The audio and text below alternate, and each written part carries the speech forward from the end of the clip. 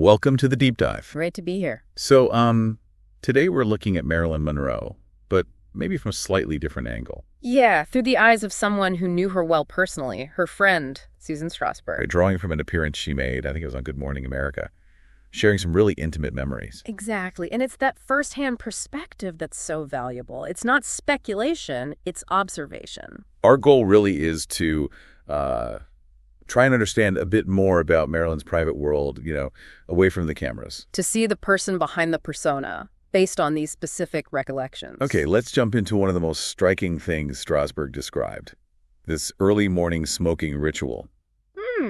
Yeah.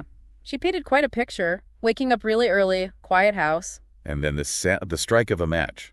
Strasberg really emphasized that sound. It's such a specific sensory detail, isn't it? It puts you right there. And the way she smoked wasn't, frantic. No, not at all. That's the interesting part. Strasberg said she'd take these really slow, infrequent puffs. Just holding the cigarette a lot of the time. Right. Letting it smolder. Strasberg got the feeling she just needed something to hold on to. She mentioned Marilyn seemed kind of nervous in the mornings sometimes.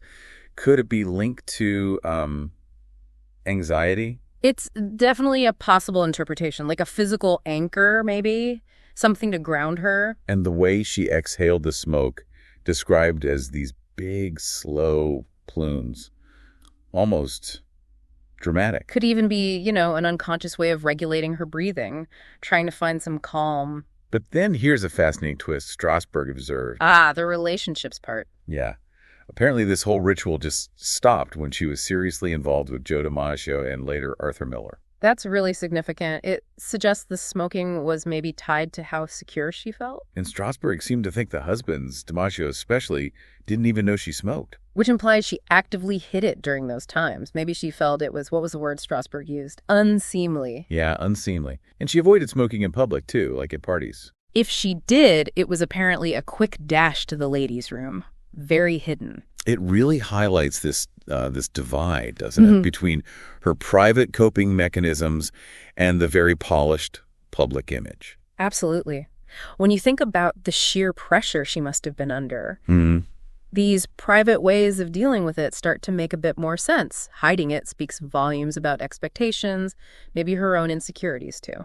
Strasberg's final thought on it was quite powerful, actually. What was that again? She believed that if Marilyn had found a truly secure, long-lasting relationship, the need to smoke probably would have vanished completely. So seeing it purely as a coping mechanism for insecurity or anxiety, not just a simple habit. Exactly. So this small, private detail, this ritual, Yeah. it offers a much more nuanced glimpse into her inner life, her vulnerabilities. It really does. It moves beyond the icon, the legend, and shows you a glimpse of the human navigating immense fame. Kind of makes you think, doesn't it? How so? Well, if this one detail from a friend can shift our view of someone as famous as Marilyn Monroe, how might our understanding of other public figures change if we had similar insights into their private moments, their own ways of coping? That's a great point. What does it tell us about the pressures of fame itself and maybe the masks people feel they have to wear? Something to definitely ponder. It adds a layer of complexity, understanding the person behind the public face. A very human layer.